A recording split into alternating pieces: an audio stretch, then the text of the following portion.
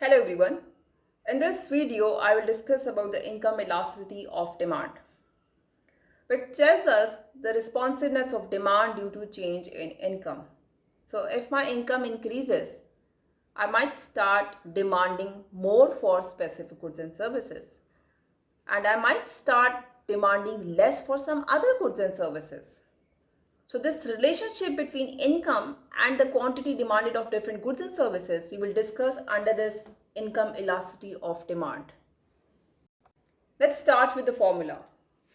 Income elasticity of demand equals to percentage change in quantity demanded divided by percentage change in income. And if you can see on the right side, I have taken values for income and quantity demanded. My change in quantity demanded is 1.5 divided by original quantity, that is QD1, multiplied by 100. And same is the case with income. Change in income is 10 divided by original income multiplied by 100. So this gives me answer of 1.5. So it's a normal good.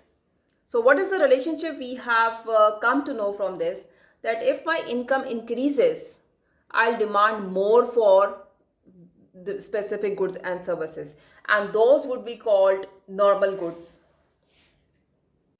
Now let's discuss about this normal goods can be categorized under luxuries and necessities.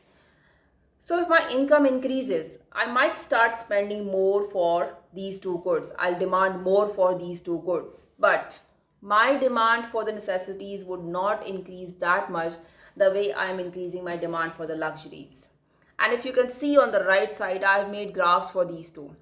So if it's a necessity, the answer will be positive, but it will be less than 1. And if it's a luxury good, my answer will be positive, but it will be greater than 1.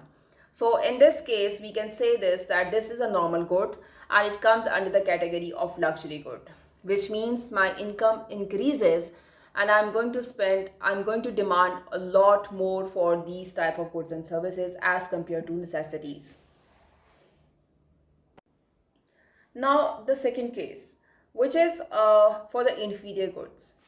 Now I have taken the same way values and I have calculated the difference in quantity demanded divided by original quantity multiplied by 100 and difference in income divided by original income multiplied by 100. So my answer comes out 1.3 in negative. And negative means that this is a product which has inverse relationship. My income increases, I'm going to spend less for these goods. I'm going to demand less for these goods. It means it's an inferior good. Now in case of price elasticity of demand, I told you to ignore the sign. But in this case, we cannot ignore the sign because positive and negative will identify that either it's a normal good or an inferior good.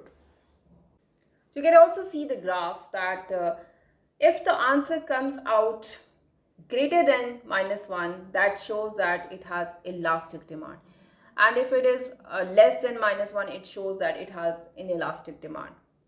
I've intentionally written a steeper and flatter because in my previous videos I had told you earlier that if it's flatter, it shows that it's elastic curve, and if it's steeper, it shows that it is an inelastic curve. So this is how you calculate elasticity of demand, income elasticity of demand, and you can identify either it's an inferior good or normal good. This concept is also very helpful for businesses and governments. If there is an economy which is going through economic growth or boom, there will be more margin for the production of luxury goods and necessities. But on the other hand, if economy is going through recessionary phase, then there will be a more demand for inferior goods because people will have less jobs, or maybe the incomes are not very high. So businesses would switch their production towards the production of such goods. Those are inferior goods. That's all for today. In the next video, I'll discuss about the cross elasticity of demand. Thank you for watching the video.